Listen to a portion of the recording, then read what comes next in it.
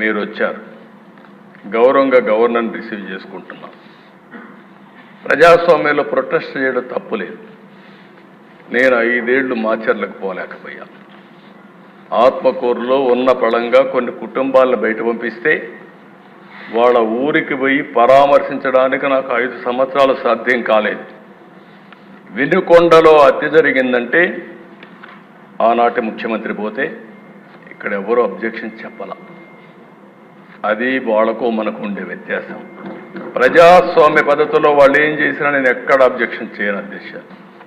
నిన్న అక్కడికి వస్తే గవర్నర్ వస్తూ ఉంటే అప్పుడే వచ్చి గవర్నర్ వచ్చే సమయంలో ఆయనకు అడ్డం పడాలని ప్రయత్నం చేస్తున్నారంటే అది ఏ విధంగా సంస్కారం అయితే నాకు అర్థం కాలేదు అధ్యక్ష. అదే మరి నేను ఒకటే హామీ ఇస్తున్నా, ఫేక్ రాజకీయాలను సహించాం, అబద్ధాలు చెప్పి రాజకీయం చేయాలంటే ఉపేక్షించాం. 31 మందిని చంపారన్నారు. 31 మంది పేర్లు ఇమ్మంటే పేర్లు ఇవ్వకుండా 31 మందిని చంపేశారు. ఎవరు వాడు? 36 మంది పేర్లు లేకుండా 36.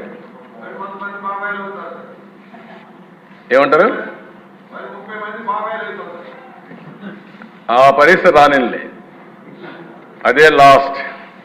మీరు గుర్తుపెట్టుకోవాలి, అదే కడపటిది కావాలి. ఆ రోజు కూడా నేను చూశాను, నిద్రలేశాను సీఎంగా. సాక్షి స్క్రోలింగ్ వచ్చింది. ఆ స్క్రోలింగ్లో వివేకానంద రెడ్డి హార్ట్ అటాక్ గుండెపోటుతో చనిపోయాడు, అయ్యో పాపం అని నేను కూడా బాధపడ్డా. అంటే ఒక ముఖ్యమంత్రిని కూడా మభ్య పెట్టగలిగారు. ఈరోజు రాష్ట్ర ప్రజానీకం గుర్తుపెట్టుకోవాల్సిన అవసరం ఉంది.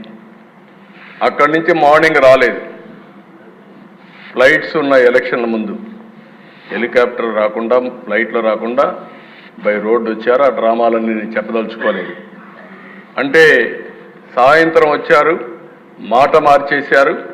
నెక్స్ట్ డే నారాసుర రక్త చరిత్ర, నా చేతిలో కత్తి.